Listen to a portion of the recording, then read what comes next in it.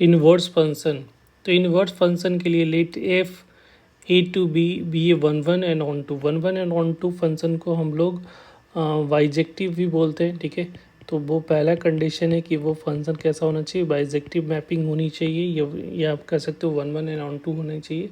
Then there exist a unique function, तो एक unique function उसका ऐसा होगा, अगर वन वन कोई function A to B one one and onto function है, तो एक ऐसा यूनिक फंक्शन एग्जिस्ट करेगा that is G B to A. देखो यहाँ पे ए टू बी है तो ये बी टू ए हो गया, ये इस तरह चला जाएगा, ठीक है। तो ये इस टाइप का एक function G B to A होगा, जिसमें F of X is equal to Y है, then G of Y is equal to X होगा, जहाँ X belongs to A Y belongs to B होगा। इसका मतलब ये हुआ कि जैसे अगर सपोज कोई वैल्यू है F of two equal to अगर 4 है, तो उसका जो जी फंक्शन एक ऐसा होगा कि जी ऑफ 4 की वैल्यू क्या हो जाएगी, 2 हो जाएगी, ठीक है। मतलब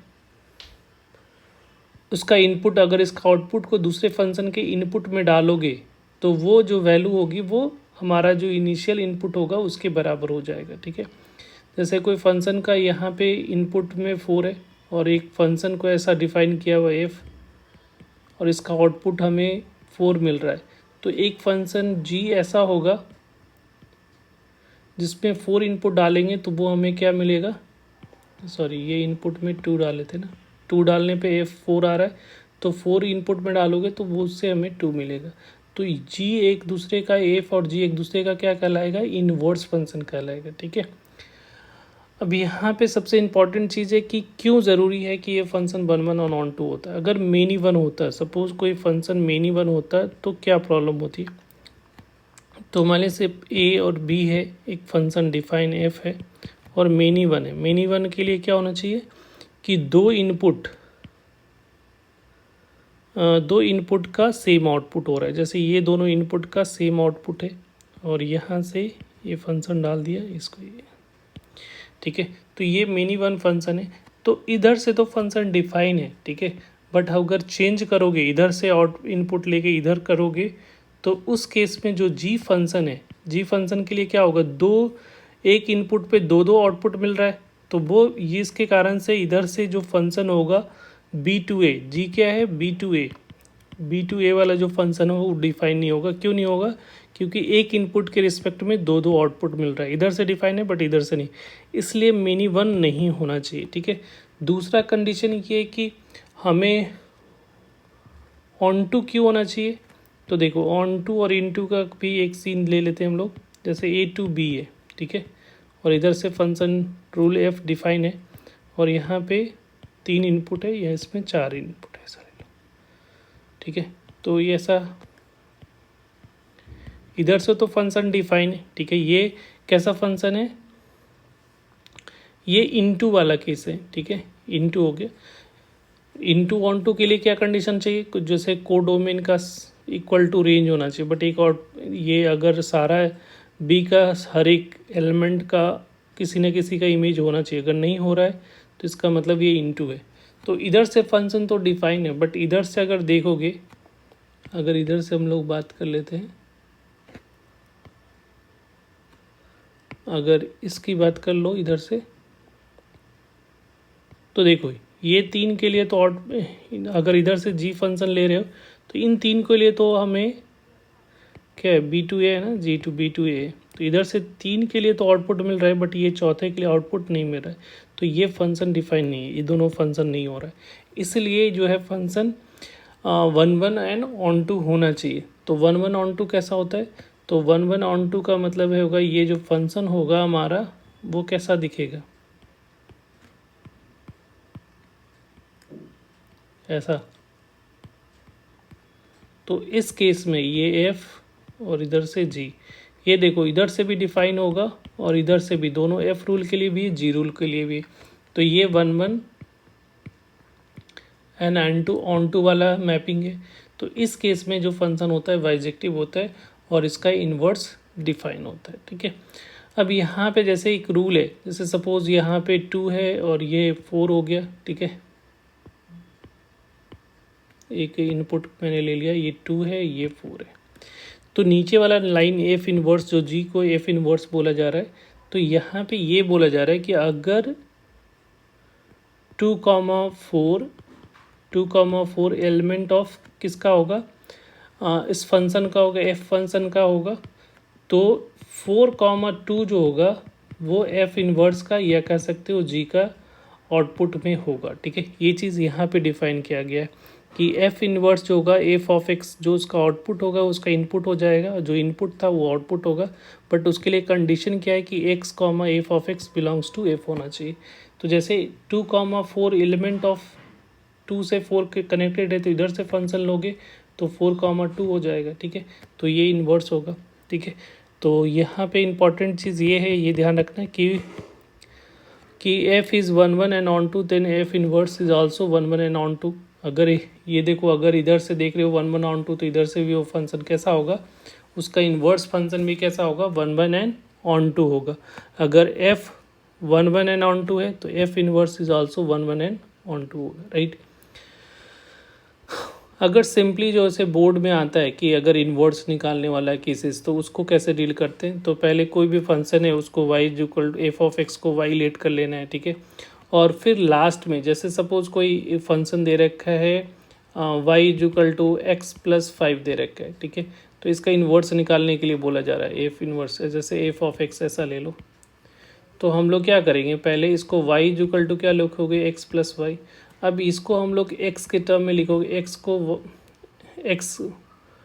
को y की टर्म में लिखना है। ठीक है, जैसे y equal to x plus 5, तो ये क्या हो जाएगा, y माइनस क्या हो जाएगा, 5 हो जाएगा।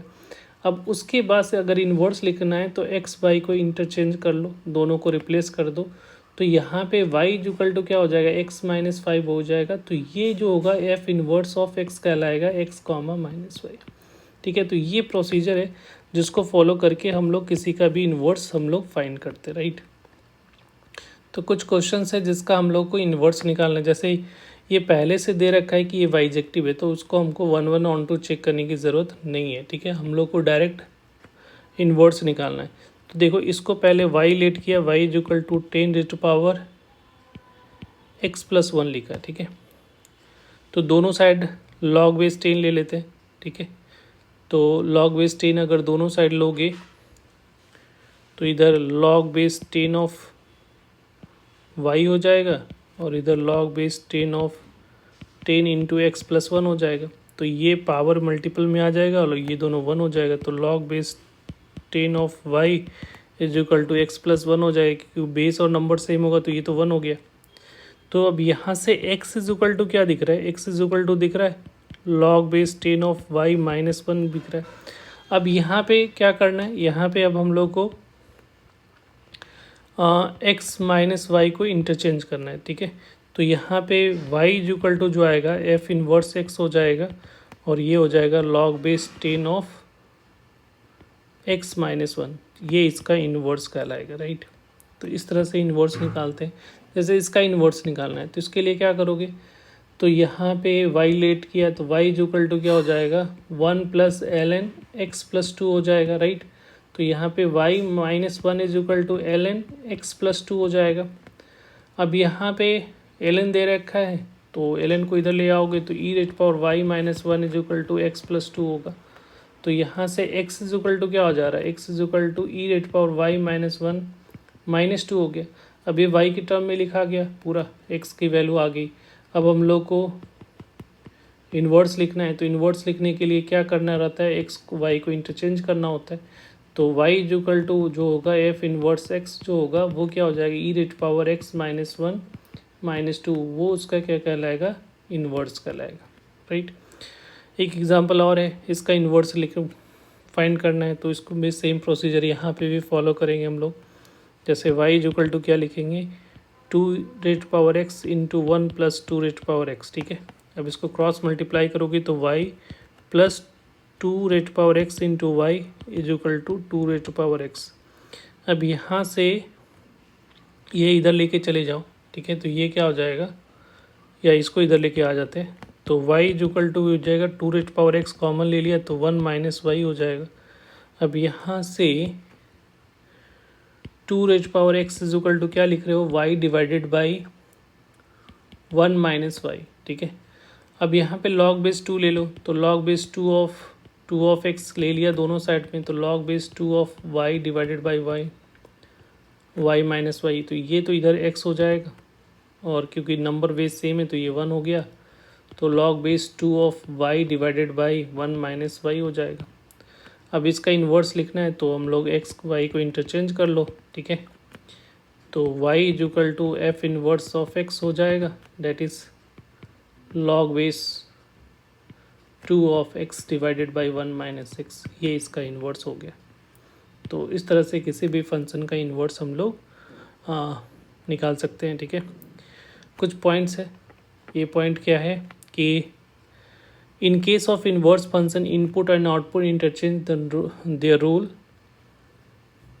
rule if h comma k be the point on the graph of y is equal to f of x, then h comma k comma h be the point of on the graph of y is equal to f inverse of x, ठीक है। मान लें कि h comma k, जैसे हम लोग अभी देख रहे थे कि अगर 2,4 बिलोंग्स टू f था, ठीक है, तो इसका रिवर्स कर दोगे तो 4,2 पॉइंट जो होगा वो किस पे बिलोंग करेगा, किससे आएगा, g से आएगा, that is equal to g f inverse पे होगा। तो ये पॉइंट ये बोला जा रहा है। सबसे इम्पॉर्टेंट पॉइंट तो ये है, इसको ध्यान रखना है कि अगर y is equal to F of x कोई फंक्शन है, तो y is equal to F of inverse जो होगा मिरर इमेज होगा ऑफ वन अनदर, किस लाइन के about, y is equal to x के अबाउट, ठीक है। जैसे मैंने एक ड्रॉ किया है कि अगर y is equal to x का ग्राफ है ये, तो अगर ये फंक्शन को हम लोग y is equal to F of x मान रहे, तो इसका जो ग्राफ दूसरा ग्राफ है, ठीक है, ये वाला पार्ट, वो उसका इन्वर्स हो जाएगा, एफ इन्वर्स ऑफ एक्स होगा, क्योंकि ये लाइन के अबाउट क्या हो रहा है, मिरर इमेज का फॉर्मेशन कर रहे हैं हम लोग। इसके इस लाइन को एज ए मिरर की तरह ट्रीट करेंगे और इसका इमेज होगा, और दोनों का इंटरसेक्शन पॉइंट जो होता है एफ ऑफ एफ इनवर्स का, दोनों का इंटरसेक्शन पॉइंट हमेशा वाई कॉमा एक्स पे लाई करेगा, ठीक है। तो ये कुछ इंपॉर्टेंट पॉइंट है जो कि आपको इन्वर्स फंक्शन के रिगार्डिंग ध्यान रखनी है। Thank you.